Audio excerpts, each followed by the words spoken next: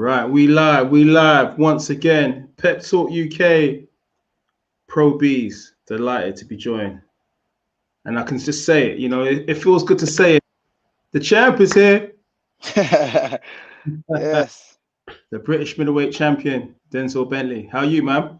I'm good, man. I'm good. Thank you. How are you? I'm doing well, man. I'm doing well. We're trying to survive this lockdown, you know, but it ain't easy. It ain't easy, man. No. I get that. No, you know what? See, with me, as long as I can get to the gym and come back home, I'm good. But I understand how it could be hard, man. Like, there's not a lot of things to do. People that, you know, can't get out of their house, I can imagine they're struggling. But obviously, I've got the opportunity. I've got the, you know, it's fortunate enough that I can leave the house to go to the gym and come back. So I'm all right. Now, you always been living that gym life. I remember, I think it was at the beginning of 2020, I came up to Peacock's and the gym was empty. I think it was the first Friday the gym was open and there was no one in the gym that day. And I remember coming out and I was like, right, there's no one in the gym. It's just absolutely dead. And I think I remember pulling outside and I saw you. I think I was in the car or outside the car. Oh, yeah. And we was outside the gym. We was leaving. Yeah. Yeah. So you were still in the gym at that point when people was, you know, trying to get back into the gym from, you know, Christmas before that. Yeah. Hard work and dedication, man. Look where it's taking you right now. No, 100%, man. Listen, as long as I'm in the country, I'm in the gym. That's what I do. That's my job. That's what I do. I'm trying to always get better and better myself, man. So I know if I can't just be here and sit down and not work out, knowing that, you know, like I'm trying to achieve something great. So yeah, man. Definitely, man. I see you. Well, you were in Ghana over Christmas, you know, with a lot of the Londoners as well. I see Boatsi out there as well. How was it? Obviously going back home. It was good, man. It was good. Good experience. You know, I've never gone back to Ghana as a boxer, let alone a champion. So, you know, I was received well, met some great people, got some blessings from some, you know, high-end people, important people. So it was a good experience, man. And then after that, I just got to chill off and, you know, enjoy myself a little bit, that kind of enjoy my victory, my family and stuff. I saw you with Azumah Nelson. You know, I think I saw you in one of the pictures of Azumah Nelson on IG. Yeah. Well, how was that experience? Yeah. It was good, man. It was good. Like, he was just open with everything. Like, he was telling me stories, what he used to do, how he used to, like, his mindset, all these things. So that he was very much open. It wasn't hard to get anything out of him. Like, once we met and started talking, everything just started flowing. So it was good, man. Proper good experience. Yeah, do you know, I saw Azumah Nelson in the Bookham Arena in 2017. Who was fighting that night? I think Duke Michael was fighting that night. Frederick Lawson, Richard Comey was fighting that night. This was 4 years ago, and it's a brand new built boxing arena. At that. Yeah. But I think Mickey Moo from Essex was part of the promotion for Richard Comey that night. I've heard of that guy. Yeah, I know him. Yeah. So I must admit that night it was a good event. I thoroughly enjoyed it. That's the first boxing I saw in Ghana, and it was good, man. The people definitely, you know, were enjoying the event. So I feel like if we can get a champion like yourself out there one day, you, Boatsi, or you know any of the other fighters who've gone in heritage to go back and fight in front of the Ghanaians, that would be amazing. Yeah, no, that would be proper good, man. Like, I met a promoter right there. Was talking to him about that, like how things work. Obviously, when I met Isaac Dogbo, he was telling me how he fought out there and his experience fighting out there, and he was showing me all the ins and outs and stuff. So it's definitely something I'm looking forward to do. But I've just got to achieve what I need to achieve first before I can go out there and, you know, try and fill out arenas and stadiums over there. No, definitely, man. You know what? I feel like for you, man, there's a lot's happened last year. Do you know what I'm saying? Obviously, you know, it was kind of rounded off with the British title, but I feel like the journey, I mean, those two good fights at Heffron as well. I mean, mad 2020. But we're going to get into that. We're just going to mix and match, get the viewers kind of engaged and, you know, let them ask you some questions. So, all right. So the first one is Ray Corey Azumah Nelson was a legend. Did you ask any questions when you met him? What were the questions? I know you said you were talking to him. I asked him loads of questions. I asked him about his first defeat. I asked him how did he, how did he bounce back? How did he take that? Because I know he lost quite early in his career, obviously trying to fight for a world champion. But I asked him after he lost that fight, did he still believe he could be a world champion? Because you know how it is nowadays. You take a loss and it's like, oh, it's a long road back. You'll never be a world champion, never be this and that. Like, I asked him how did he take that? What was his mindset every time he went into the ring? Like how did he feel about certain fights and stuff? He was just dropping me game. There was nothing hidden. He just opened up to me. Just dropping them gems, man. All right. Okay, so we're going to kind of mix and match this, right? So let's take it back. 2020 was a mad year, all right? We started the year. I saw you in the gym. You actually was last year. January was my first interview of last year, which is crazy. Okay. Oh, that was actually my very first interview of last year. Yes, man. And who would have known down the line that same year you was going to pick up that coveted Lonsdale strap? Does it feel good? How does it feel? Has it sunk in yet? It feels good, man. Yeah, it sunk in now. It took a while though. I wasn't really trying to I was like, raw, this is actually kind of mad. And my first title was the British title, and it's not like I was, I had the backing of some, obviously I do now, but in the beginning of the backing of a big promoter, had the backing of, all these people, big broadcasters, and everyone coming out saying, oh, this kid's one to look out for. It wasn't like that's how I started my career. So for that to be my first title, it just shows the work I put in, man, and it's a great feeling. I must admit, I thoroughly enjoyed both fights, and the Heffron fights. I thoroughly enjoyed both fights. And I think you showed a whole lot of variety in those fights. I think there was one point that I saw you switching up southpaw, switch hitting. I was like, mad. That's the very first thing that I said. I was sitting there, I was like, mad. You know what I mean? So, no, do you know what? I feel like now a lot of the British public, they know 100%, the capabilities. You know what I mean? I think all that work that you put in, because anytime, I'll go Peacocks, you were always there, training, practicing your craft. And to see it come, to the point where you're British champion is a testament, man, to your hard work. Yeah, no, I appreciate that, man. No, thank you. I just try to grind as much as I can. I'm always trying to learn things that you hardly catch me. I don't miss sessions. I'm always in the gym. Like if I'm not on holiday, I'm in the gym every day. I don't miss sessions, man. Like, I'm trying to be the best at this. Like that's just me personally. All right, we're gonna mix and match this, guys. Smash that like button. The British middleweight champion Denzel Bentley is in the building. Okay, so Nathan, welcome, mate. All right, who are Denzel's favorite current fighters to watch? There's a handful, but I always say this. There's a handful of fighters I'll stay up to watch, like especially like in the States. So I'll start off with the fighters in the States, the big guys. Terence Crawford, if he's fighting, I'm staying up no matter who he's fighting. Errol Spence and Gervonta Davis. And Canelo. Those guys I'm staying up to watch 100%. The rest, it depends who they're fighting. But I also like Shakur Stevenson. I like Teofimo. And I like Devin Haney.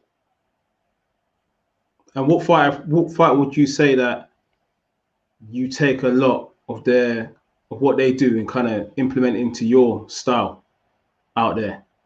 Or you watch the most? You say, I watch this guy and I like to think. Yeah, I like to think Terence Crawford. But when you look at the comments, everyone's trying to compare me to Wilder. I think it's because of the hair and stuff. But Crawford is my guy. Wilder, yeah. Hey, man, that's crazy. Yeah, it's Wilder, It's crazy. Now, do you know what? You said Terence Crawford, but it was some of that switch hitting that you was doing in the Heffron fight. Maybe, maybe that's where the influences come from, man. No, 100%, 100%. When I started watching Crawford, I was like, oh, yeah, okay, cool. That's what I am now. I'm a switch hitter now. All right. Denzel, you got to talk me through. Okay, so look, obviously there was 2 fights before you got your hands on the Lonsdale belt. Talk me through the first fight, because a lot of people out there thought you had won that fight. You know, I saw it in the boxing forums. You know, I'm not in the front. That's what I saw. Talk me through that first fight. Yeah, you know, my first step up at that supposed level. Do you know what I mean? Like someone that's meant to be dangerous, coming to fight back, big puncher, dangerous puncher, all of these other aspects. So in my mind, I was thinking, box smart. You know, you can just box smart and win the fight on the back foot. So that's what I worked on. I worked on boxing smart. You know, trying to win the fight on the back foot, moving, slipping. But you know, the judges didn't see that. They saw a different fight. I think me on the back foot, maybe I was on the back foot a bit too much.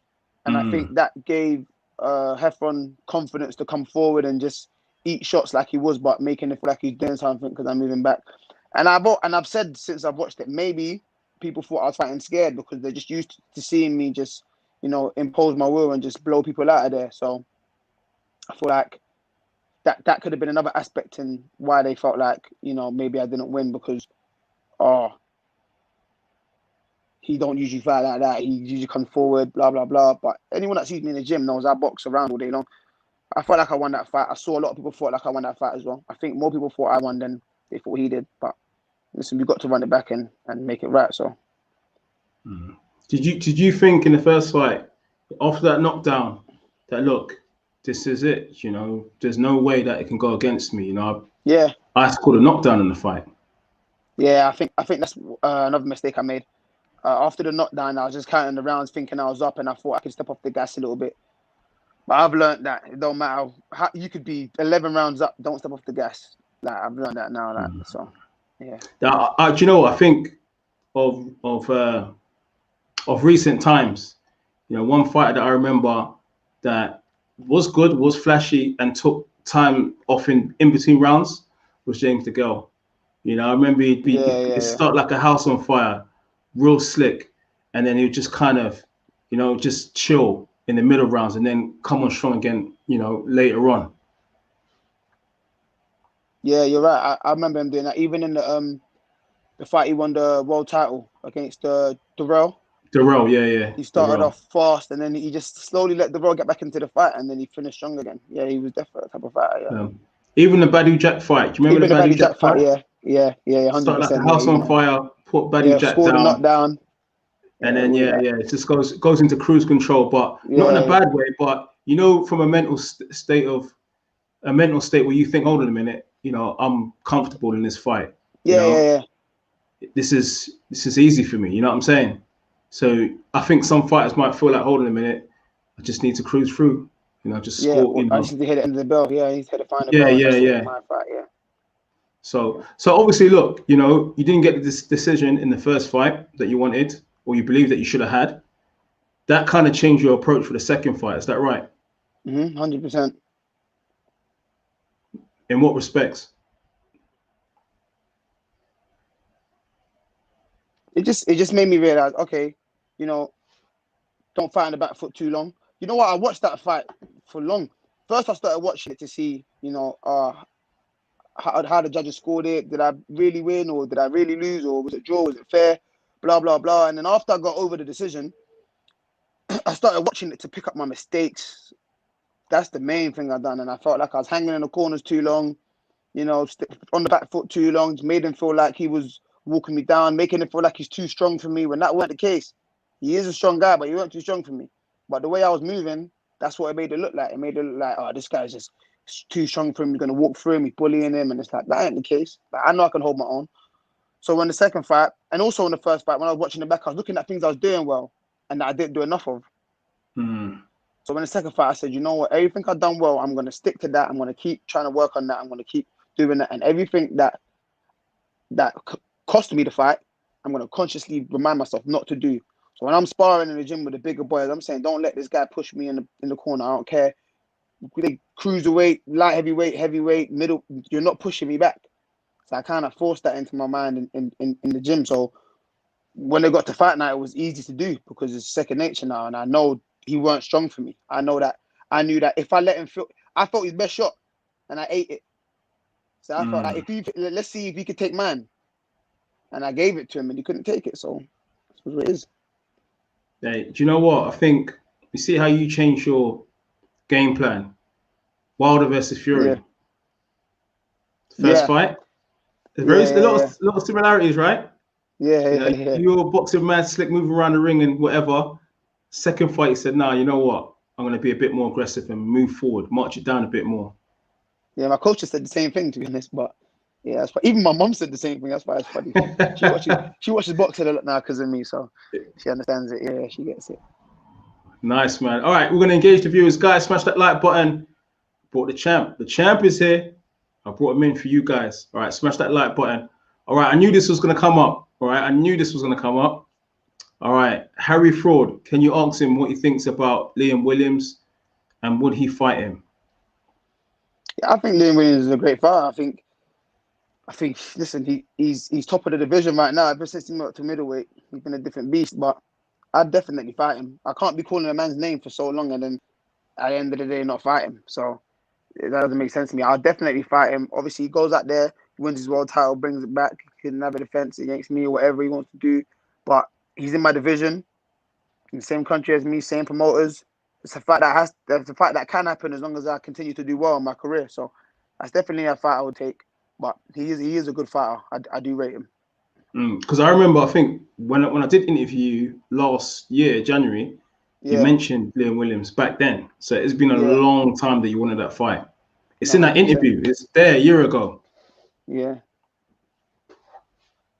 How do you think he gets on? How do you think Liam gets on against Andrade? Because obviously the WBO reordered that fight to happen. The thing is, I don't know, man. Like Andrade, I rate him. I think he's a very, very, very good fighter. Obviously, he's a two-weight world champion. I think he's a very good fighter. But I haven't seen him up against anyone extraordinary. Do you know what I mean? Same with Liam Williams. I think Liam Williams was a good fighter. Obviously, he dominated the domestic level. But I ain't seen him with anyone extraordinary neither. And when he did fight someone that was a former world champion in Liam Smith, he lost. I thought we were winning the first fight, to be honest, before he got the cut. But the second fight, I don't know what happened. He just lost it. He just got boxed. But I'd favour Andrade just because of, maybe I think his career was quite good, and he's obviously a two-weight world champion for a reason. And I do think Andrade beats someone like Liam Smith. But then again, Liam Williams has grown older. He's learned from that fight, and we have to see what he's learned. But I'd edge towards Andrade, but I think Williams will put up a great fight. But it's one of those fights. I've never actually seen any of them fight anyone extraordinary. I could be wrong about Andrade, but I've never seen none of them fight anyone that they shouldn't beat, really. But there's some people that are saying that they both fought Atlantis Fox, and Liam Williams blasted out Atlantis Fox. But Andrade had some issues with Fox at that time. So some people are saying on the basis of that fight that Liam Williams has got a big chance against Andrade. Does that really mean anything, though? Do you know what I'm going to say? Like, styles makes fights. We all know Liam Williams has more of an aggressive style. Andrade has never been a big puncher, never been a knockout, a KO merchant or whatever. Liam Williams, from his turn middleweight, I think he stopped everyone he's fought. Atlantis Fox, yes, good fighter. Liam Williams caught him. Listen, you never know. You never know. If he can land those kind of shots on Andrade, then maybe. But the question is, can he land them shots? Because Andrade is a lot more slicker than Atlantis Fox. He boxes at range more. He's a southpaw. He does try to get aggressive in the mix a bit, but that's only when he feels like his opponent don't match the levels. If his opponent does, he wouldn't get into a tear up with them. You know what I'm trying to say? So it's just the base of styles make fights, man. It's just the fact of what you feel. What I don't know, man, but I don't think that means anything. I'm not gonna lie to you. Okay, all right. I'm gonna engage the viewers, guys. Smash that like button. Denzel Bentley in the building. No, it's not Deontay. It's Denzel Bentley. All right. Raw. Evening, gents. Who is the best middleweight in the world right now? In the world right now, Charlo? Canelo's moved up, so it's difficult. Jamal Charlo? Yeah, I'd say Charlo, but I'm trying to think first before I just start saying Charlo. Do you know what I mean? I think it is Jamal Charlo though. Yeah, I'm trying to think who's that middleweight. I think it's Jamal Charlo. No, Jacobs. Yeah, I think it's Jamal Charlo. Everyone that I would have said has moved up. Yeah. Jacobs just went up to super middle. Yeah. Yeah. Oh, wait, Golovkin's still about though, so we got to try to see that fight. Yeah, you can't sleep on Golovkin because against Zerameta, okay, Zerameta, is not, the biggest name out there, but I still saw a lot of that Golovkin. I saw a lot of that Golovkin power, and when Golovkin hits, I feel like watching it behind the TV. I feel like I can actually feel the punches. Yeah, when he hits, he hits hard. Yeah. Golovkin. Yeah, I think Golovkin. But aside from that, I'd say Charlo. Golovkin is getting on now. He's what, 38, I think. Oh yeah, either Golovkin or Jamal Charlo. Jamal Charlo. I mean, how far do you think you are away realistically from? Obviously, look, you got more fights ahead of you that we're going to talk about, but world level, in terms of the future, when would you say that what you'd be looking to touch world level? Me, just because of how ambitious I am, 2022, man. So I think I can grind that this year, get a bit of experience. British, Commonwealth, European champion by the end of the year. That's a great achievement. I'd be happy with that. And then move on to, world level, maybe mid next year, beginning of next year. Get myself in a mandatory position by this year, at least. I'm already ranked to the WBO. So we've got to do keep winning and keep moving up. So, yeah. All right. Okay. All right. Guys, smash that like button. All right. Fish R1200.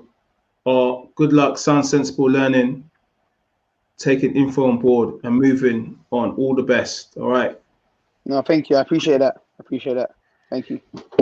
All right. So, okay, Nathan says, do you think there's too much emphasis put on losses now with social media? Too many fighters get hammered after losses. It makes no sense to me.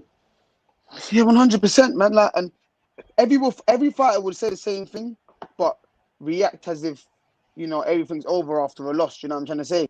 Like, not even in the sake of like, God forbid, just in case I do take a loss in that, because I don't plan on taking any or anything like that. Taking any else, holding any else. It's a sport. Yeah. I'm not holding any. I'm not holding any. I don't plan to anyway. But straight W's.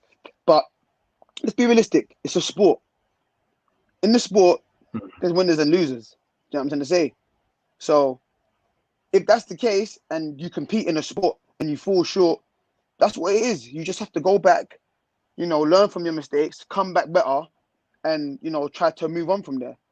But people just let a loss affect them so bad, and it's not just the fighters as well. Like, obviously a lot, and that's the reason why we don't see the fights we want to see, because of the fans. The fans automatically write you off as soon as you take it L. Go look at the Hall of Fame and see how many people there are undefeated. You probably count them. Go look at the Boxing Hall of Fame, because these fighters stepped up, took the fights that they dared to be great in, and fell short. There's nothing wrong with that. As long as you learn from that and come back, there's nothing wrong with that. That's just how the game goes. We're talking about Azumah Nelson earlier. Great, a legend. He's on the super featherweight version of the WBC title. He's got his picture there. Like, he took a loss. He lost. It is what it is. Like, as soon as you see someone lose, that person will never be great. He'll never be this. He'll never be that. It's like, come on, man. Are you being serious? Like, what, that guy's not allowed to bounce back? Like, because he lost, he's not great. Listen, you can't win everything, whether you plan to or not. But I just think the whole losing thing is just it's nonsense. But then again, it does depend who you lose to. If you get to the top and you lose at the top, there's no shame in that. If you lose at the bottom, you might get a little bit more criticism, but you can always come back from that. But Hopkins lost his debut. I think Nonito Donaire lost one of his early fights. So many fighters lost, their early fights, and look where they are, legends, multiple world champions on their way to the Hall of Fame. All these things. So we need to get out of that habit, like ASAP. We need to get out of that habit because one, you're going to see less fights that you want to see. Two, people are just going to start, you know, padding their career out and just, okay, I'm not going to fight. It might be a bit too hard. I'm just going to fight the little, you know, foreigner over there and just get a quick win and keep moving up in the rankings. And you're never going to see that the fights you want to see because people think if they lose, they can't be great. That's my opinion anyway. No, definitely. You know, the risk factor is there when you take a step up. You know, at world level especially, it could happen. It could happen. But again, if you keep the level low, you know, and you fight electricians and plumbers and stuff like that, then what did you gain from that? Yeah, exactly. At world level, everyone's great. Everyone's a great fighter. That's why they got there. So some are gonna fall short, some ain't. It's just how it goes. 100. Okay. All right. This is another one I knew that was coming. Who's next if it's not Felix? I'll be honest with you, I got no idea. Right now, my mind is Felix until after the purse bids, and then we see what's next. I ain't looked at no other potential opponents, neither of my team. We're just training because that's what's been ordered by the board. Wait till the purse bids come off, and we see how it goes. If it's Felix, then it's Felix. If it's not, then we have to reassess and see, you know, who's around and who's available. Felix Cash. You against Felix Cash. I saw Eddie Hearn saying he likes that fight. You know, Eddie Hearn was saying he really likes that fight. Obviously, if you can get together with Frank Warren and get that fight done, that's a good fight because I rate Felix Cash. You know, I rate Felix Cash. Wow, what a fight! That's an exciting fight. How does it go with Felix Cash? You get to Felix Cash. I think that's a good fight too. I think that's one of them fights that was. I win. Like that's it. But it is a good fight. That's one of the fights that will switch me on. That will let me know. Listen, you got to be on your A game because nothing's going to be given to you here. Do you know what I'm trying to say? Like one of them fights, I'm going to have to probably, you know, dig deep, work hard, and you know, stay alert at all 12 rounds. So dangerous. It's a very, very, very, very, very good fight, and I know it pushes me on in my career getting that win. So it's a fight that I like. It's a fight I'm very interested in. Like these are the fights. These are the kind of fights I want. Fights that's going to push me on in my career. I don't just want a defense that's going to keep me in the same place. I want a fight that's going to, you know, make people look at me and be like, "Hey, this guy can be a world champion." Or a governing bodies look at me and say, "We need to rank this guy higher and get him managed to position for this fight and that fight." Those are fights I want. That's going to excite me in my career because I want to be at the top. So for me, just fighting anyone just to defend my belt, I would train hard for, but doesn't excite me. But I'd be 100% focused on because I know, you know, opportunities can slip just like that if you take it out of the ball. But Felix Cash is a good fight, very, very, very good fight, and I'm looking forward to that one if it gets made. And you want that Commonwealth belt to go with the British? 100%. Why not? Why not? That's the level I'm at. So those are the belts to collect at this level. Then I want to collect them. You know, you and Felix Cash, man, you're both gym rats. You guys are gym rats. You live that life. Definitely. So that's why I know even just that itself is, you know, both fighters are going to go hard for this fight. 100%. Yeah. Well, train hard and it will be a cracking fight. Definitely. 100%. All right, guys, smash that like button. Denzel Bentley in the building. I almost said Denzel Washington. I watched that film the other day, Man on Fire, man. So, oh yeah, that's a good film still. So I bet you get that sometimes, yeah? No, I don't get that at all. Right. I get Deontay Wilder more than I get Denzel Washington. Deontay. Right. Okay. Kurt Campbell. Andrade is a walking question mark. No one actually knows if he's any good. That's something you agree with? Well, you kind of said something similar earlier, didn't you? Yeah, just like I was saying earlier, you know, we know he's good. We do know he's good. He's a two-weight world champion. You can't say he's not good, but we don't know how good he is. That's the question. We don't know how good he is. I've never seen him fight anyone extraordinary. Like if he did fought Billy Joe and beat him, I'd be like, yeah, this guy's serious. But when I come to think about it, you know, you put him against the other champions in the division, and it's like he's probably done the least. So I'm not saying he's the easiest champion to beat, but he's the champion with like Kurt saying with the most question marks. Like, okay, maybe we take this route. This guy can beat him, or that guy can beat him. So he is right, but I think he is good, but we just don't know how good. Yeah, a good amateur career, and I know he beat Keith Thurman in the amateurs. I know that. Okay. So Yeah. you know, yeah, he's good. I just think the big fights haven't come yet. So Yeah. that's what I think people are waiting for. They're waiting for the big fights. But he's getting older. He's getting older, so I think he should have a name on his record right, at least one name on his record right now that should stand out a bit. Like, you know, like Jamal Charlo's now got Derevyanchenko on his record, and Julian Williams, J-Rock Williams on his record from earlier. That's like, for me, off the top of my head, that's two names that stand out to me. You know what I'm saying? Even the younger Charlo, Jamel Charlo, he's now got Jason Rosario that beat J-Rock as well, unified champion. Like, those kind of guys, like, by now, with the amount of time they've been in, you know, professional boxers, there's at least a name or two that stands out and says, oh yeah, that was a good win. But when it comes to Andrade,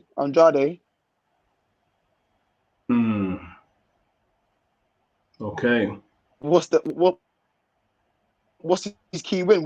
Maybe I can't be, oh, that was a good win for Andrade. I can't. Oh, okay. Guys, smash that like button. Denzel Bentley in the building once more. Okay, so all right. Nathan, what does Denzel think of Linus Udofia? I think he's a good fighter, and he's a cool guy. I've met him a few times. I think he's a good fighter still. You guys sparred rounds, innit? I mean, what was the sparring like? No, I've actually never sparred him still. Oh, you've not sparred? Okay. No. Never sparred him. But he probably Do you know would be what? a good spar. He is a good fighter, yeah. Okay, how accurate is this, right? Do you feel like some fighters might not spar with guys from the same weight class coming through as well, because they might fight them down the line and the sparring might give away something? Is there any kind of like credence to that? Yeah, 100%. That's definitely true. But with me, I don't care. I think I evolve every day. So if someone wants to spar, just come to the gym, bro. I'm there. Like, I am there every day of the week. You find me in the gym. So if someone wants to spar, I'm there. I don't do all of that. I don't want to spar them because I'm fighting them, unless obviously the fight's made or, you know, it's been ordered or something. Then yeah, but in the beginner stages, if we're both coming through the ranks, I'll spar you, man. I don't really care. I'll spar everyone. But do you feel like, okay, obviously you sparred probably a lot of guys in your weight class that potentially you might have fight or fought already. Do you feel like sometimes you might go into sparring and not really give your best, not really show too much, to say like, you know what, I'm not going to show them everything. I'll show them a couple things what I'm about, but I'm not going to unload the full artillery. You'll get that when we fight properly.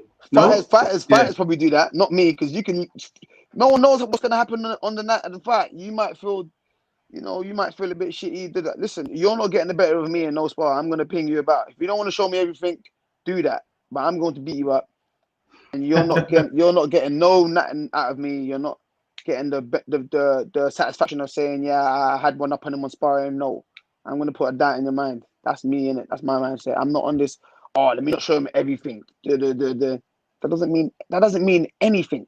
That doesn't mean nothing at all. At all. Because everyone knows a fight is very different from a spar. Even if someone like does pull it on someone in sparring, that doesn't mean they're going to win in a fight. Do you know what I'm trying to say? So someone could pull it on someone in sparring, and when they get to the fight, they're confident. Yeah, I used to beat him up in sparring, and then they lose. How many times have you seen that? So many times. But at the end of the day, it doesn't matter. It doesn't matter. If I need rounds, I'm going to get them. Okay, is there a negative effect to that, to say you do really well in sparring, right? You lay down a marker in sparring, but years down the line, you're not getting the fight with that same guy, and he's the champion, whatever. Let's just talking hypothetically, right? Because of those memories. That's what I'm saying. Could there be a negative effect of that also as well, in terms of getting fights? Yeah. You don't want it. He was dangerous. There could be a negative effect on that. Yeah, 100%, 100%. But that just comes with the game, man. It comes with the game. Like, you have to just maybe work a little bit harder then. Like, you know, getting the position to be mandatory. And if they don't get your shot, but you just got to keep working. You can't keep asking for opportunities in this game. You can't just keep saying, hey, give me a shot. Like, no one's here to give handouts out. You got to work your way into this position, and and get what you feel like you deserve. That's just my take on it. Like, you won't just catch me here saying, hey, give me a shot. Like, I might call you out once or twice, but after a while, it's like, I'm not begging you. I know I'm going to be who I'm meant to be. So all I've got to do is work a little bit harder. That's it. All right. Too sharp in the building. Guys, smash that like button. All right, got a few questions to get through. All right. Liam English should defend against the Irish guy, Agarkio. How you pronounce it? Yeah. Ghanaian name, isn't it? Yeah, so, yeah. What's your response to that? I don't like. If that's what it is, then that's what it is, isn't it? Like, he's a cool guy. I met him before. I sparred him before. He's like what? I think he's like 6 fights in. I don't think he's in no rush to fight for the British. But if he is, I'm the British champion, innit? But like I said, he is a cool guy. We have sparred. If he's in position to fight for the British, then it is what it is. Like, it will be a good fight. It's a good fight. But I'm not just going to pick on someone because they got 6 fights and say, hey, yo, you come. And I know, I know he's not ready for this level, or I feel like he's not ready for this level. You know what I'm trying to say? That not like he's not any good, but just in terms of experience. You know what I'm saying? You don't just fight 6 fights, fight 6 journeymen, and then come up and then fight for the British title unless you're just exceptionally good. But he is a good fighter, though. Yeah, he looked real sharp in his last fight. I've got to say that. Okay. All right, Raw. We're talking a lot about sparring today. Who is the most skilled fighter? They're trying to find out who beat me up. The matchmaking is going on right now. You know that, innit? Yeah. Who did you spar and say, hold on a minute, this kid is good? I'm not gonna lie to you. He held his own. 2 fighters. Okay. 2 fighters. Ahmed Patterson. All right. And Larry Akindayo. Okay. And what was it about them? What did they have about them? Everything, man. Like, they're both similar but different, if that makes sense. I've learned a lot from both of them. So most of my attributes come from being in the ring with them, if I'm being honest. Mostly Ahmed, because I was sparring Ahmed for about 2 years straight, maybe even longer. Like I think up to the point where from when he fought that, I think it's Ryan Aston. Was it Ryan Aston he fought for the IBF European? From around before that fight, all the way till he was meant to fight Liam Williams.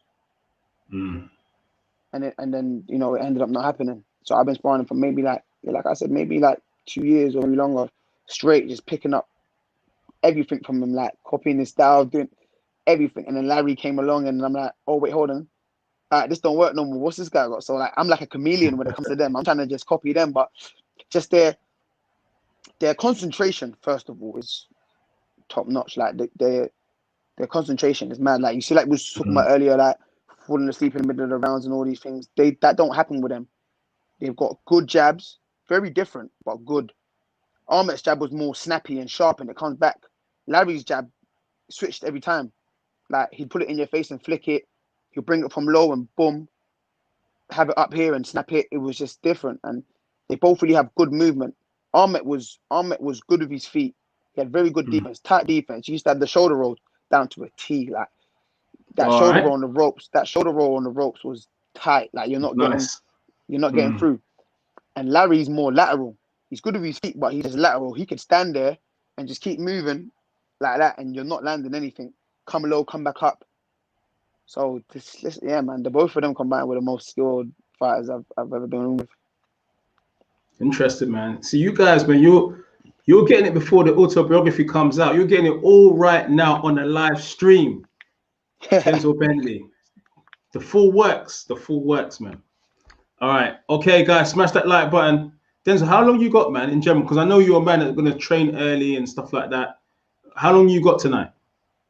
We're good, man. We're good. We'll keep it rolling. We'll keep it organic. We'll keep it rolling. All right, Showy TV, my guy. Big up Pep Talk each and every time. Yes, Midlands. Yeah, Midlands. Okay. All right, I think.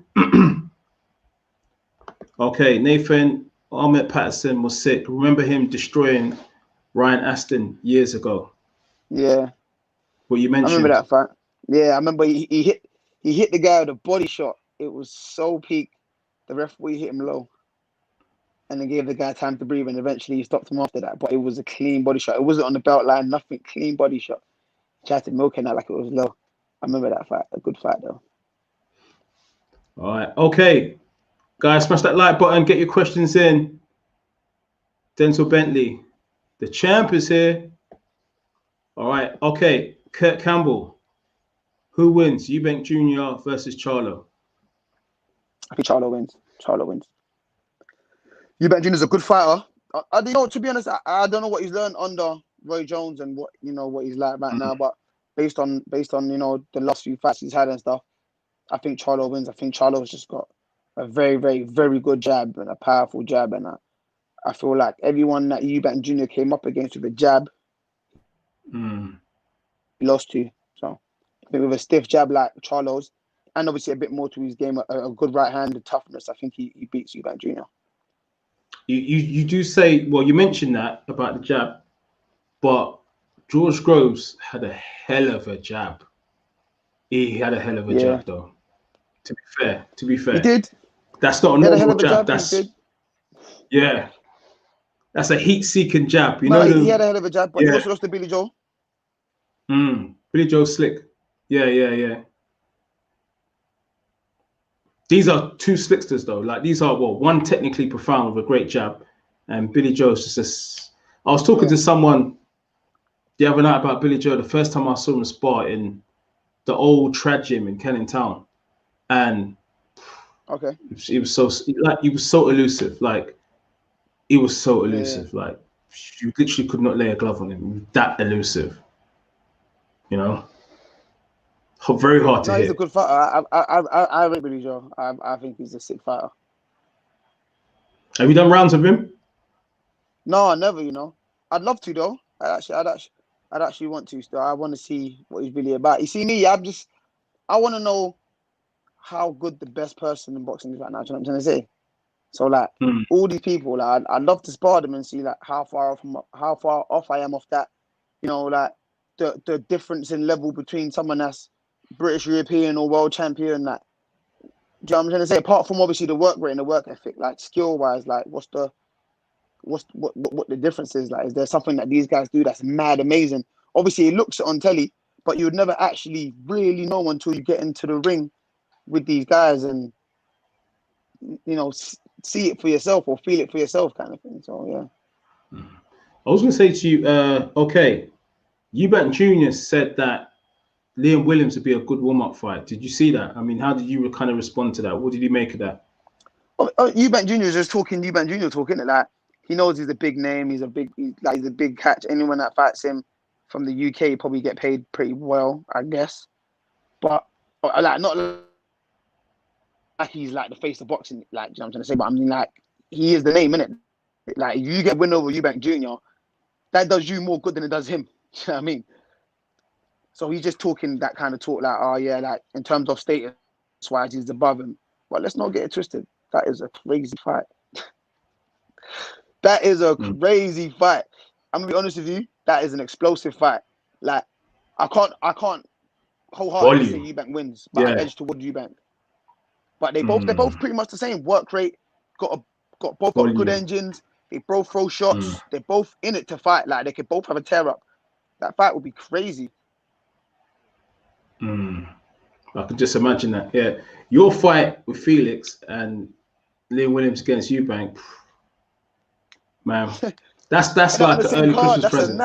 Yeah. On the same card. Yeah, on the same card. Now you're talking big pay-per-view numbers, man. Okay. Hey, it's crazy. Prisoner's voice. Okay. Would Denzel consider fighting Felix Cash or Jack Cullen? Well, Felix Cash being ordered. Jack Cullen? He's super middleweight now, isn't it?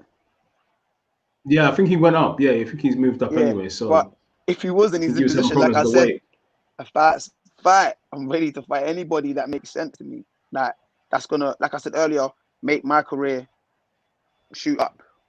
But he's at super middleweight right now. He's enjoying his career, and that's good for him. But Felix Cash has been ordered. and he did beat Jack Collins, so I'd rather Felix Cash.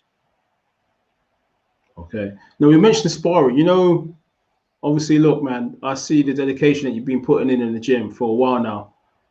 Have you done like camps abroad and stuff like that, and try and get good sparring abroad and all this pre-pandemic? Have you done all that? No, I haven't, but I'd actually love to, man. I'd love to. Like there was a time I wanted to go back to the States and go to Vegas and all of that stuff, but you know, I didn't have the finances at that point, so it didn't make sense to me to stay out there for a long time, and I can't afford it. So I just stayed where I was. But now I'm in a better position. You know, I could possibly do it, not for months, but maybe a couple of weeks. But obviously, pandemic and that, everything's all crazy, so just have to wait till it's over and see where we are. Yeah. Another question for me: I said this to Craig Richards, right? When he won the British, did you hit the dealership when you won the British title? What, like getting a new car? Yeah. No.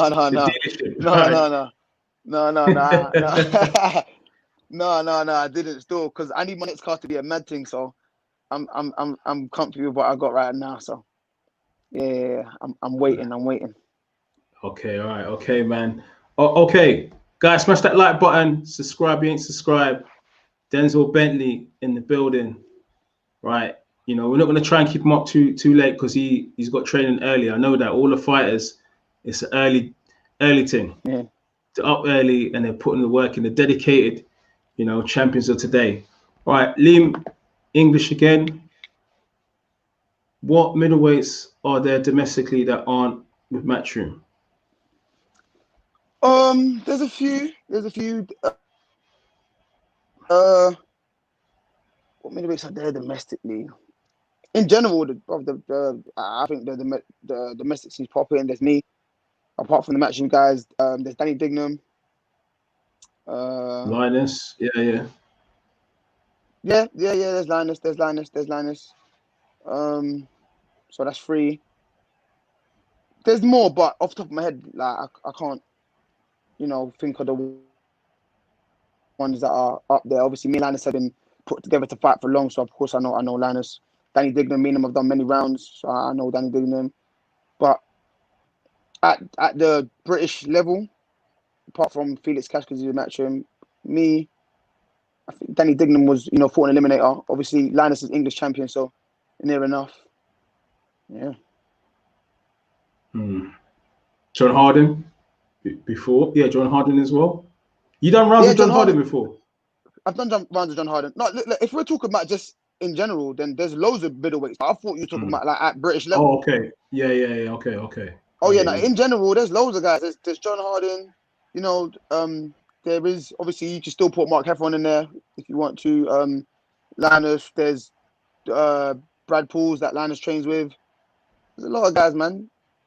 There's a lot of guys. But at the British level, there ain't just like I just named, you know, the 3 that I named in it, or the other 2 that I named. Sorry, I've done rounds with John Harden as well. Good fighter. Okay, yeah, it's my guy John Harden. Okay. All right, Raw. What level do you want to be at by the end of the year? Will you stay at domestic level or look to move into European or fringe world level? By the end of the year, definitely European fringe world level. I just want to keep moving forward. I feel like not moving fast or moving, you know what I'm trying to say? I just feel like the more I progress, the better I get. So the next step from obviously British, Commonwealth and all that is European. So that's what I want to do. I feel like it triggers my mindset differently. And, you know, it makes me want to work harder and get better. So I feel like European level and fringe world level and, you know, start getting fights with these former world champions or former world or like world title challengers, and that will make me know that I'm really in it now. That now I'm a boxer. Well, you say it's definitely about, you know, managing your career correctly and not jumping the gun too fast. You know, we've seen some fighters, they jump straight, and there's a big gap, isn't there, between, you know, European domestic level and then world level. You know, these world guys, it's different. Yeah. 100%. I feel that there is a huge gap, but I also do think the gap is so huge because fighters in the UK don't really want to move on from where they are. They're comfortable with, you know, being like let's say for example, comfortable with being a British champion, getting the paydays they get. Then as they get older, they start looking for the big fights for big paydays because maybe they want to stay undefeated or they want to stay relevant. Whereas you look over to the States, the 4 leading lightweights are all under 30, 25 and under. I think Tank, apart from Tank, 26. These kids are young. You look over here, it's not the same thing. The leading fighters in any weight are all the old heads. And there's no young boys coming to challenge them. You know what I'm trying to say? It's like everyone's like, oh no, wait your turn. But by the time you wait your turn, it could get too late. Some people get stale, not moving on, not moving to a different level. They get stale when their mindset don't switch because they don't feel like where they're going, it's either not a challenge or too big of a challenge.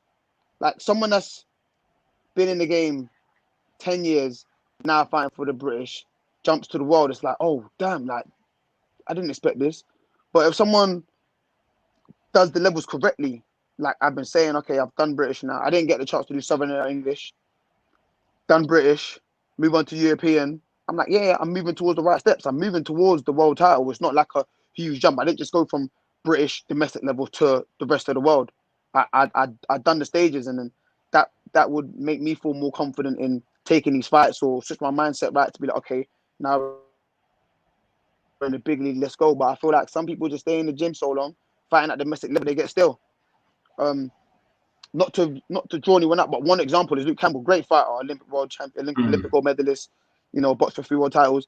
I feel like he was red hot when he was younger, coming through the ranks. Red hot. I feel like if he'd have just been like, I want Anthony Crawler or whoever else was champion at that time, he may have been world champion. But he's left it so late where all these young boys are hungry. Listen, you're not going to beat these boys. You're not going to beat them. For example, let's look at Floyd. Floyd Mayweather, when he was younger, went through everybody. When he hit a certain age, do you think he was trying to fight these young, hungry lions? Let's be honest. The only one was Canelo because the money made sense. Canelo was a big star. The money made sense, but you think he would have made that money fighting Keith Thurman when Keith Thurman was running him down? Yeah, he didn't fight Thurman. Yeah, I'm going to say. Or a young, hungry Ed Spencer, or any of these guys, like he was never gonna. It doesn't make sense because when you're at that level, just fight the guys in your generation that makes sense to you, and leave the game. You can't come and challenge another hungry lion that's fresh, ain't taking much punishment, and is very good. The only one he done it to was Canelo because it made sense. So when you got all like, the UK fighters that these Americans maybe see as easy fights, they don't really rate. I think the only one we got now is what? Josh Taylor. I know he's Scottish, but he's British, right? So hell of a fighter. One that sick fighter. I rate him highly. He must be about 29. I think he's under 30. Chasing titles from early.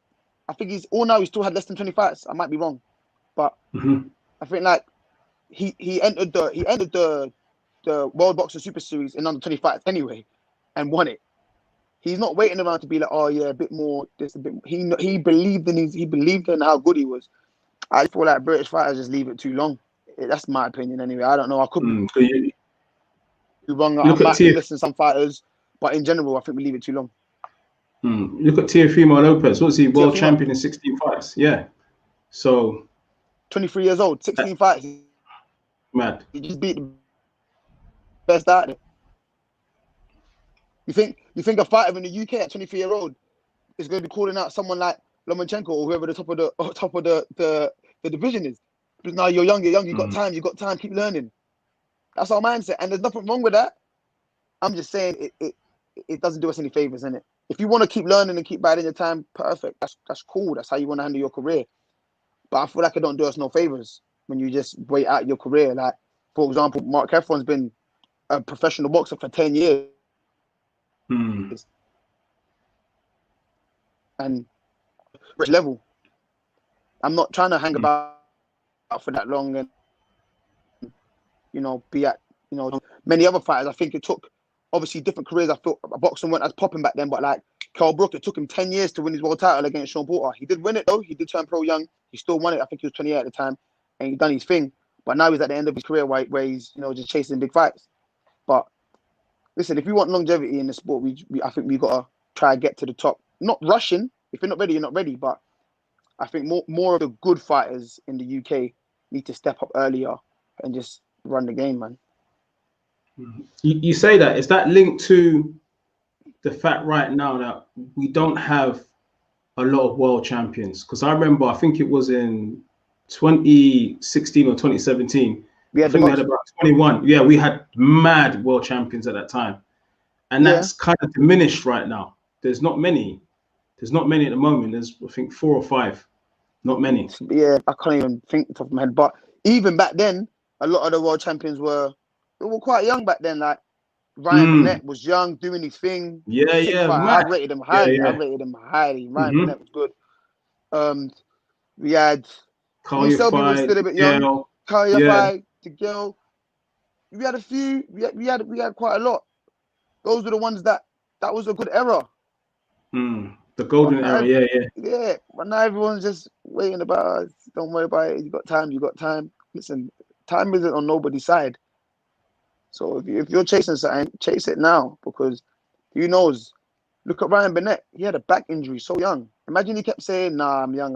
You don't need to rush for a world title," and then he got that back injury. He would have never been a world champion. But listen, that's just me speaking on how I feel like, the game should go. There's not facts. There's nothing. It's just my opinion. That's all it is. Before someone starts saying I'm mad or blah blah blah, or someone actually tries to go and do it and it doesn't work out. That's just my opinion. See, I told you I should have taken my time. Had 20 fights. Blah blah blah. No, but it's crazy, man. It's crazy. I don't know. I suppose we're looking for the next crop of world champions, young world champions coming through from Great Britain. I ask you this: are you part of that bunch? 100%. 100%. That's what I'm chasing anyway. I believe I am. So I'm gonna go out and get it. Like, man, I don't care what happens. I'm glad to get it. And there's a lot of fighters that I can name a few. I feel like a few fighters are going to be world champions. I just feel like they need to be guided correctly. But I believe I'm part of that crop. Yeah. All right. Last one from me before we get to the viewers. All right. Because we could go on. Me and you, man. We could do this all night, man. It's back and forth. We could do this all night. You know what I mean? Okay. You talked about your ambitions, right, and the dreams that you're chasing. But there's a promoter, and you have promoters and managers. It's a business. They're thinking different. They're thinking, okay, cool. We need to, mitigate the risk. Do it this way. This fight makes sense. Build the fighter in different ways. So, do you know what I'm saying? It's not just the fighter. It's also the business people as well, right? Yeah, no, 100%. But then you got to kind of make sure you're on the same page, unless they don't think you're ready for that.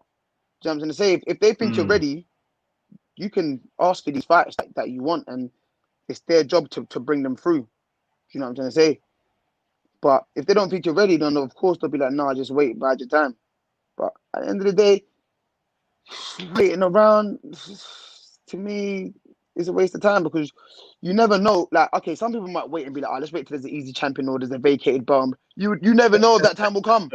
You never know. You know what I'm gonna say? What if someone wants to do a Bernard Hopkins and hold all the belts for 20 straight consecutive defenses? You will never be a champion, bro.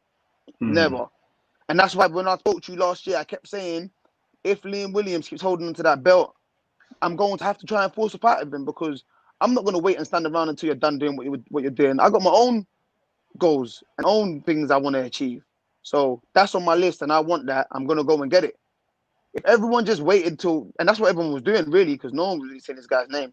Everyone was just waiting until Liam Williams was done, waiting until it got vacated, and then quickly try and email the board or their managers and say, "Hey, yo, listen, we fought in a minute. Can we get this against the next manager challenger?" Which at the time was Robinson or something like that. Yeah, I can't remember his first name, but that Robinson guy that from Midlands. Yeah. Yeah, from the Midlands, the one that Ping fought. The Animal. Yeah, the one that Williams fought. Yeah. Like, what is that? Come on, man. Like, we're fighters, isn't it? Let's fight, man. I was gonna say, let's fight, man.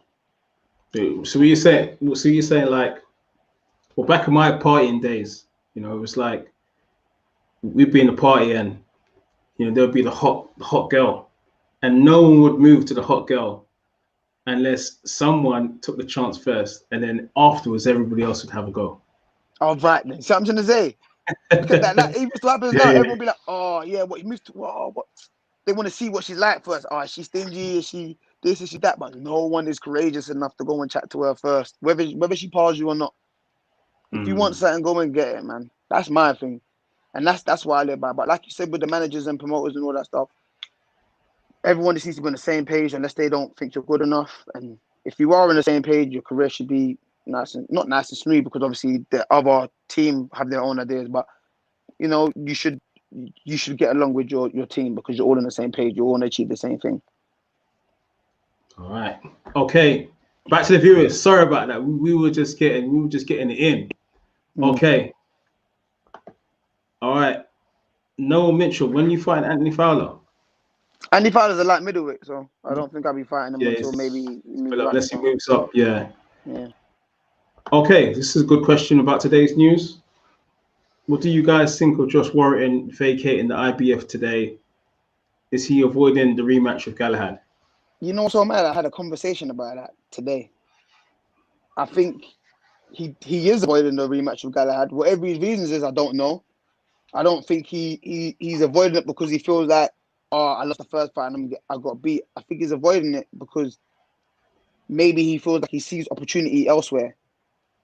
And I also think his team has something to do with it. Like his promoter, like Eddie Hearn's, just like, yo, listen, vacate this. I'm promising you a shot at the other champions and blah, blah, blah. But in my opinion, this is solely my opinion, I feel like Josh Warrington's value came with that belt. Him without that belt isn't as valuable as him with it. And there's some fighters that can vacate and still get another shot at a world title.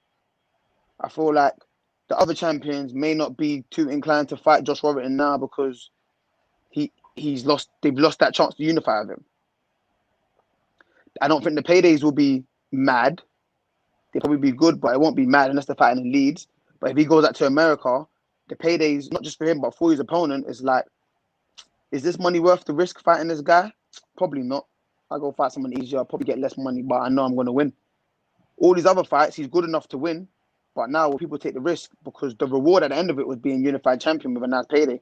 Now it's just, okay, it's just you and maybe not the best payday unless you're fighting in Leeds. And right now there's no fans. So what do you do? But I feel like he just probably didn't want to fight Kid Galahad again. It was a very boring fight. Probably didn't want to go through that chance you could lose. And you just probably felt like he could, you know, there's better opportunities elsewhere. But you never know till you see. But yeah. All right, guys, I'd just like to add, if you want my opinion,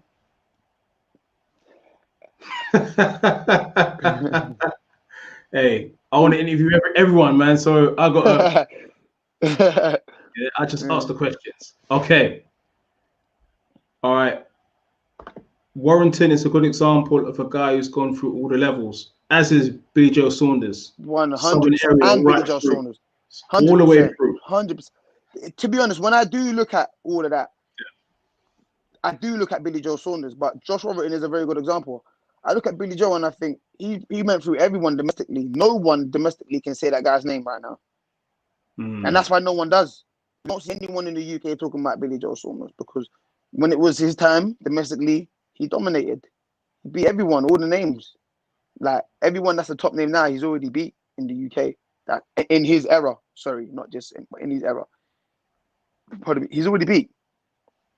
Josh Warrington's a perfect example. Like they mentioned, English, British, defended it, European, gone through the levels, and he's still young. I think he's under 30 as well. He done it right. He went through the levels. It wasn't a big jump to him. He didn't just go from British to fighting the best in the division. He went through the European, had a few defenses, fought some French world level guys, and then boom, Lee Selby came and he beat him. And then Carl Frampton came, he beat him. So he done it right, man. He done it right. And Carl Frampton at the time was the guy.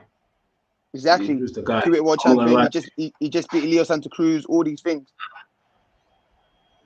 It's crazy, man. Oh, okay. Keep them questions coming, guys. Denzel Bentley, We're doing like this marathon interview. It's hey man, I'm enjoying it. Keep it coming, guys. Keep it coming. Smash that like button also as well. All right. Galahad gets underrated. Very good boxer, tricky style. Yes, I can comment on that. He is underrated and he's very good. And he lives the life. Like this man on on the other side of the screen, he definitely lives the life when it comes to boxing. There's no missing of training, there's no messing up with diet. Denzel, I remember one time I went to the Galapad, his yard in Sheffield. Yeah. When Billy Joe was staying there as well, and the amount of crates of water stacked up on top of each other, I looked inside the fridge, no treats. No treats at all. Stacks and stacks of water. So he lives that life. There's no messing about the training at all. So hopefully, kid will get his opportunity at the world title real 100%. Soon. 100%. All right. You're already rated at 20 in the world by BoxRec. Right? Yeah, I've seen that. Yeah. 12 with the WBO, but yeah, 20 with BoxRec. So, and that's in the short space of time. That's in 3 years as a pro, 3 years as an amateur. So, like I said, I'm not one that likes to hang about and wait till the smoke clears before I try to step up. Like, I'm trying to be in the mix. If the smoke is there, I'm trying to come out the smoke. Last man standing. That's me. I'm not like someone like me shouldn't have been fighting for the British because in hindsight, too early.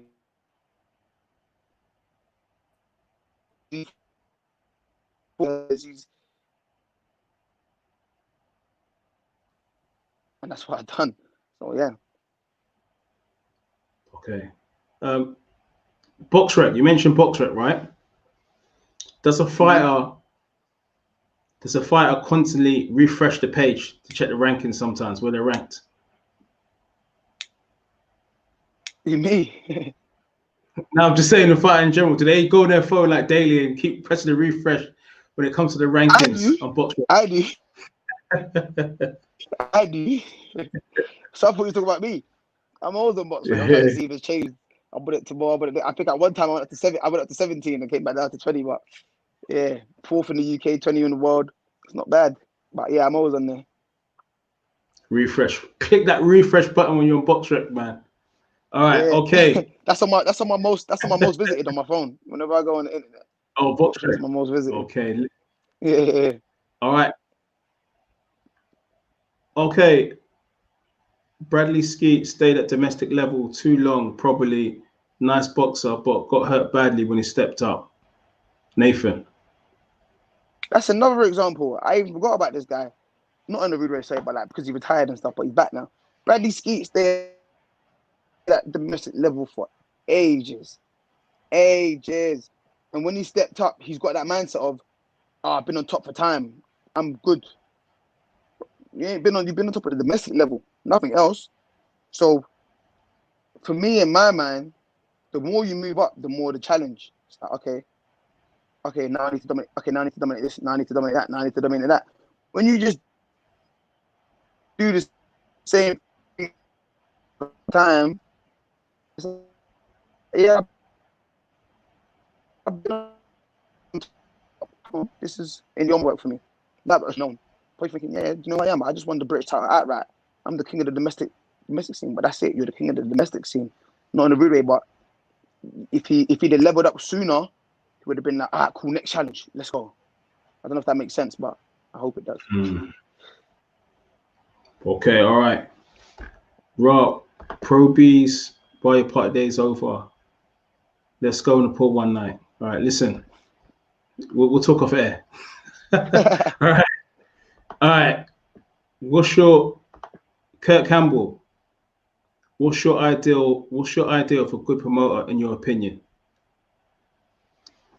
A promoter that, can deliver, respect your wishes in terms of what you want and the fights you may want, one that can guide a fighter, especially a young fighter, to a world champion.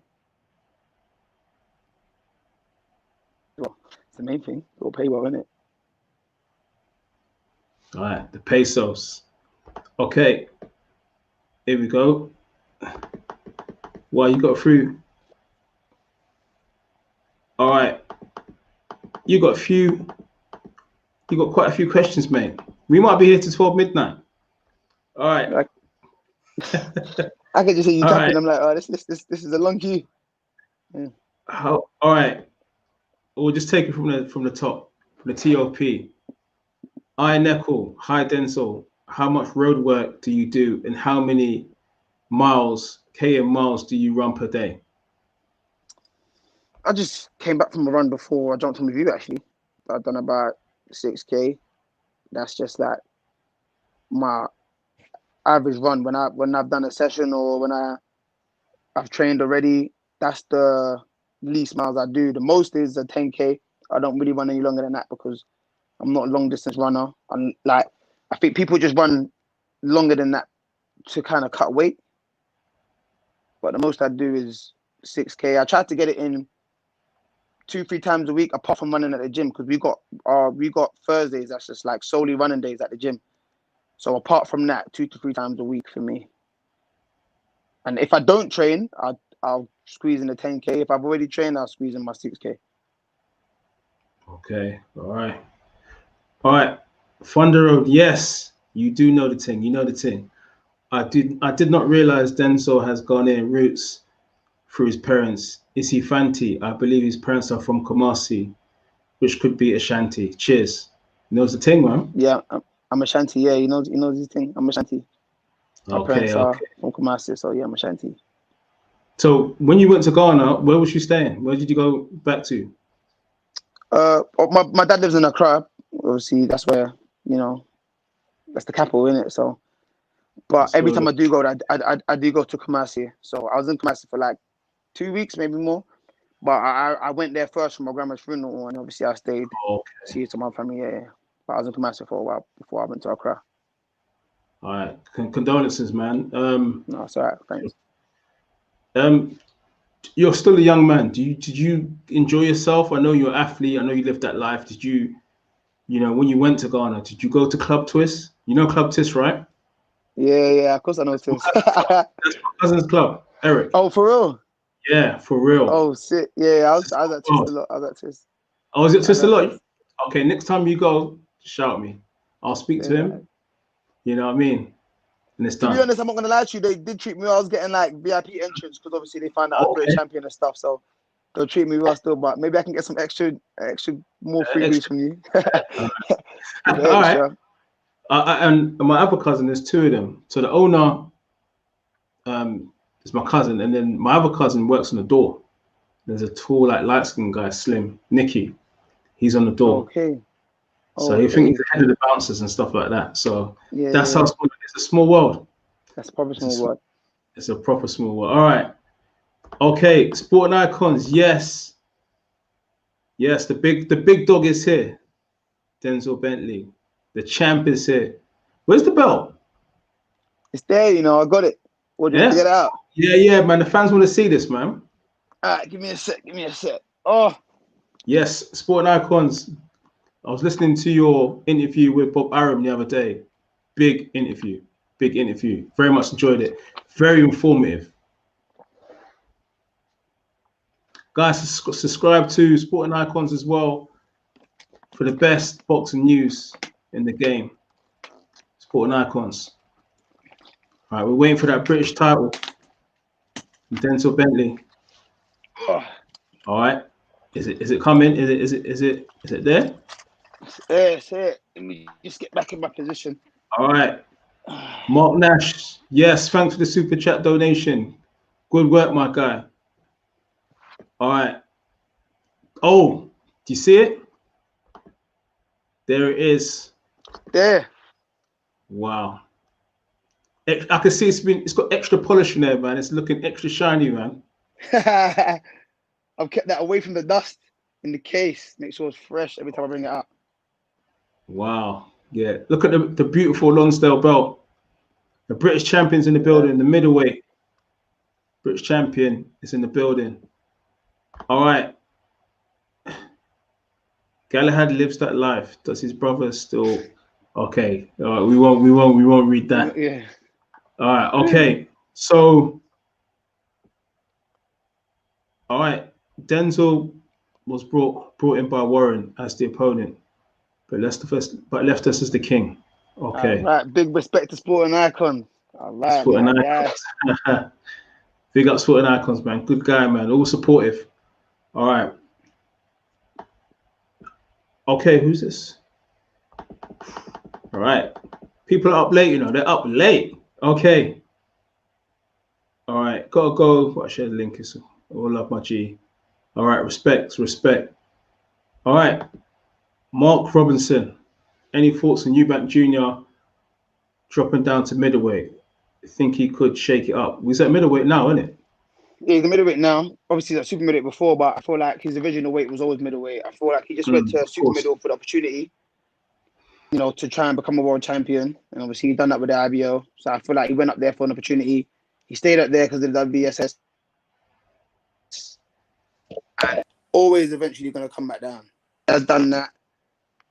And can he shake it up on a world level? I don't know. But he has a chance to win the WBA against that Murata guy. Yep, the guy from Japan. Yeah, because Canelo's now vacated, so I'm guessing he'll either be elevated, but where he's interim champion, he'll be next in line for that. So yeah, I guess he could, but would he beat Charlo and Golovkin? I don't know. Andrade will be a good fight, but he could make a bit of noise, to be honest. Yeah. Will we one day see you, you know, after eating some fufu, kenke, and you know all the hard carbs, moving up to super middleweight? Yeah, well, I need a bit more fufu on the mutu in it. All right. Okay. All right, pop that. Great fighter. Love watching your fight. Thank you, man. I appreciate that. You remind me of Thomas Hands. That's a nice compliment. Better than Wilder. I'll take Tommy Hands. I'll take Tommy Hands. Okay. Can your cousin get us some free tickets? Okay. I don't know. Okay. Free tickets to Denzel's next fight. You and Twist. Oh, Twist. Listen, if you're in Ghana, just hit me up. Yeah, hit me up. Enquiries at pep.uk.co.uk. Hit me up. All right. The belt is sweet. Yes, it is. Okay. All right, guys. Smash that like button. We're going to give it another 5 minutes before we out. So get your questions in. All right. Is he ducking Williams? Who? Maybe you're talking about Eubanks. If you're talking about Eubanks, I don't think it's ducking Williams. No. I don't think it's ducking Williams. There's just more opportunity fighting, you know, the bigger guys. And I feel like he's got the name to do so, not necessarily the credentials. Not like he's a bad fighter, but I mean, like, you know, anyone that beats him, it's a Eubank, isn't it? Like, we know who his dad was, legendary. So I feel like he can use that leverage to get bigger names. So he's not ducking Williams. No, I don't think so. All right. Okay. Pop that's clarified it. Talking about, okay. I was talking about Eubank ducking Williams. Okay. Oh, yeah. All right. Okay, guys. Smash that like button. Could Ghana host a world title fight in their stadium? Well, the stadium in the Bookham Arena. 100%. Yeah. 100%. Even in a cross-sport stadium, about 40,000 there. If the fight is big enough, and the fight is big enough, then 100% it could. That could happen. That's a dream of mine, and I'll be sure to make it happen. So yeah. Did you go to the Bookham Boxing Club in Ghana? Did you go to Bookham and go to that boxing club? That's where Richard Comey. That's where he's out. That's where he's from. He's from that club. You know what? I went to the Bookham. I to the arena bit, but there's a gym around the back. That's the gym I went to with Dogbo and Boratsi. Did you see? But I never actually went to the other one. I heard there was two. I didn't get to go to the other one. Yeah, there's one that's a little bit more on the streets. Yeah. I didn't get to go to the grimy one.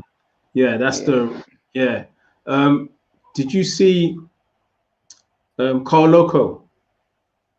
He's yeah, I saw him out there. Oh, you saw him, man? Okay. What did he say to you? I don't think he knows who I am, but he just said hello because we had a lot of mutuals. I think he knew my cousin. So when I was with my cousin, we just said hello to each other. Like, just greeted each other. Yeah. Yeah, very strict coach. Very strict. I see him train the guys. You mean the trainer? Sorry, I thought you were talking about Carl Loco, the artist.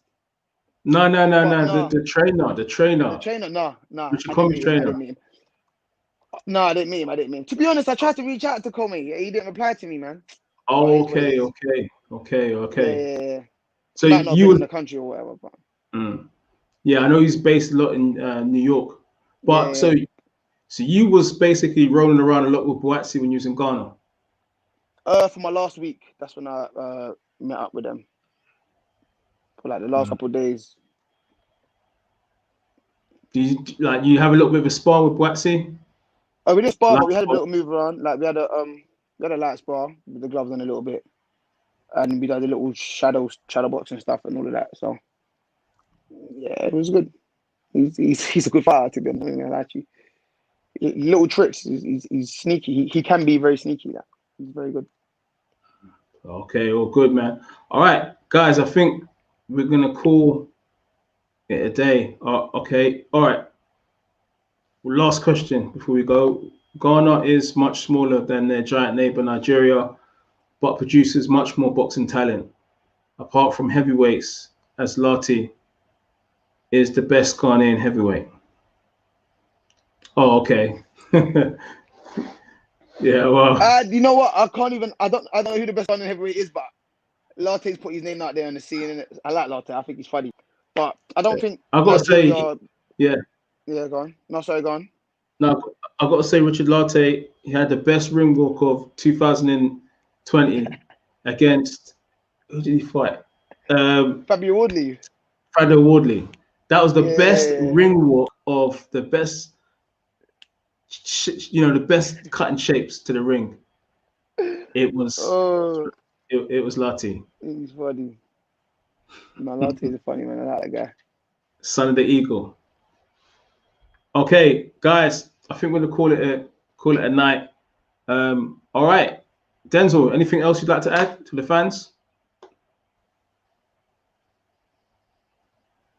Yeah, no, man, thanks for tuning in, guys. I enjoyed it.